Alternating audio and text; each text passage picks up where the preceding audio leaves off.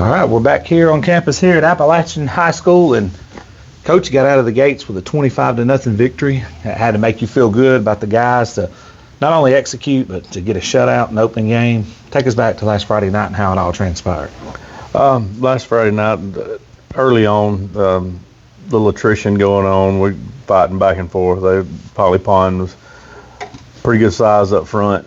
Had a battle early on, and so we've conditioned well through the summer, so we was able to win the condition battle, and then kind of everything just started going our way. They've had a couple of injuries, and once they started having a couple of injuries. Like I said, we was able to take control of it and go pretty well from there.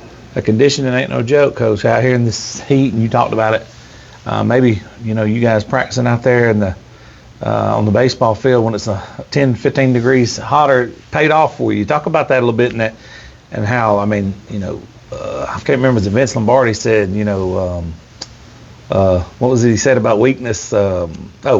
Fatigue makes cowards of us all.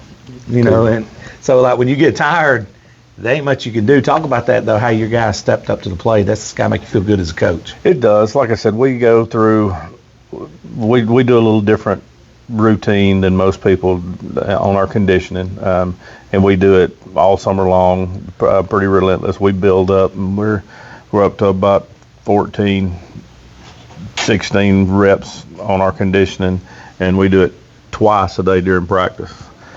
And it does. Looking at the kids and how hard they've worked this summer and how they've worked this to start the season, and just being in better physical condition, being able to outlast guys, that's going to pay off. It paid off for us Friday night. It's going to pay off for us as the season continues.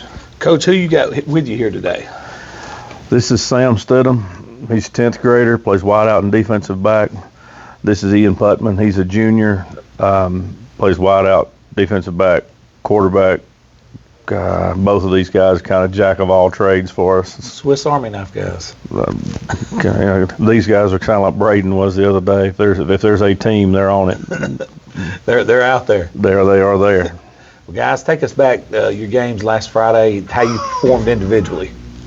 I think as a team, our defense did pretty well.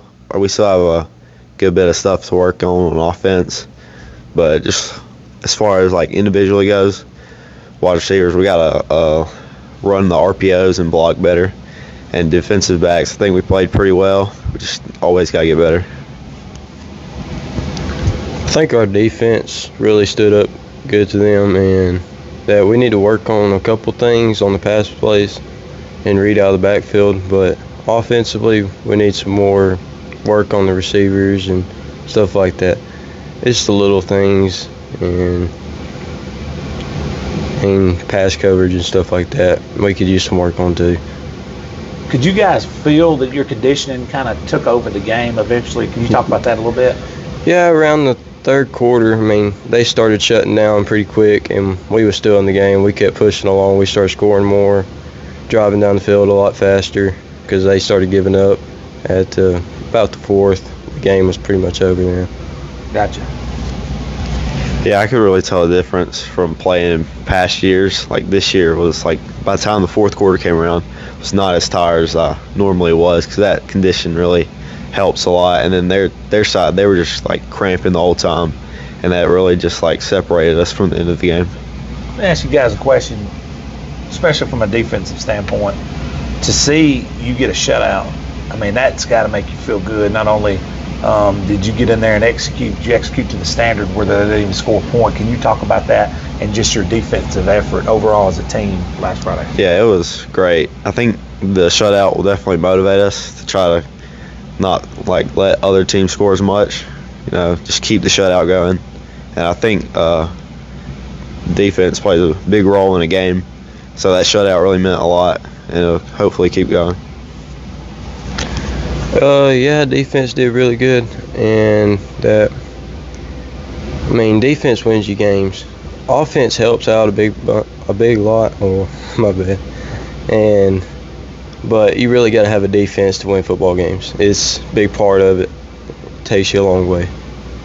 Coach, what is it about these two gentlemen right here that stick out in your mind? I know obviously you got a lot of stock in them because they're on the field every single unit you have.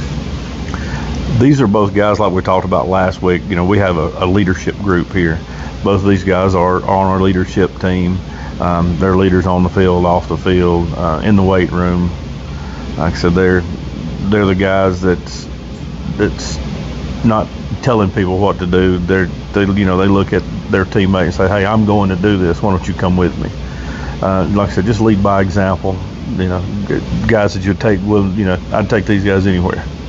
That's right. Hey, they get in the trenches with you. They just don't sit around and ask you to go do it. That's it. Coach, with a turnaround like this week, you're going to play a team at inter-county school here in Cleveland. You guys got to be a little bit motivated when you go to lift weights and things like that, having a 25-0 victory. But talk about this upcoming opponent here with Cleveland and what you expect from them. Cleveland, they're a lot like us. They're going to be aggressive. They're going to be physical, and we expect a close ball game. You know, it was a good ball game with us. You know, us and them last year. It was a big rivalry with us in Cleveland for years, and then it stopped when some of the regions changed, and so we're kind of picking. Me and Coach Glaze got together. We're picking that back up. Going to try to keep it going for a little bit. In any kind of in-county game, it's always big. It means a lot. Our region, our area is stretched out.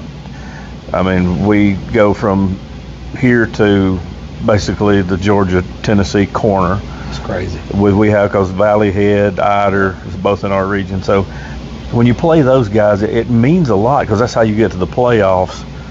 But 10 years from now, it's just a game. All right. 10 years from now, you'll see these guys from Cleveland or Locust Fort who we're going to play here in county, and a lot of these guys will develop lifelong friendships with some of these guys, and it'll be a conversation piece 10, 20 years from now. For sure. So stuff like that in your high school memories, it means a lot, those in-county games. Can you guys touch on that a little bit? I know you guys probably know people from Cleveland. Your family knows people from Cleveland, and it is a bit of a bragging rights thing. Coach Beard, our assistant coach, talked about it yesterday at practice. Actually, he said, talking about going to trade school, you're going to see these guys every day, and how good it would feel to be able to tell them, "Hey, we beat y'all. Oh yeah, we beat y'all last Friday," and then them not being able to say nothing back. It's just amazing, and like he said, it's going to go on for forever. You can just say that, "Hey, I beat y'all." Yeah. Instead of they beat us. It'd be just amazing to when you see them walking down in a grocery store or something, you'd be like, "Hey, I beat him in high school." There you go. So stuff like that. I like it. Playing a county school like Cleveland, it's fun because they're smaller like y'all or like us, and it's just fun to go around town and you see them and you get that feeling like, "Hey, we beat y'all. We got to play y'all multiple times throughout our life," and it's just fun. I mean, I don't really have a grudge about any of it. I love playing them, and it's just fun all around. I love it. Especially here in the county. I mean, like you say, you bump into these guys. Coach, I got to ask you, are you jealous of these two guys' hair? Kind of got the surfer look going on. You're kind of more military. I offer them haircuts on a regular basis. You got to let it flow, Coach.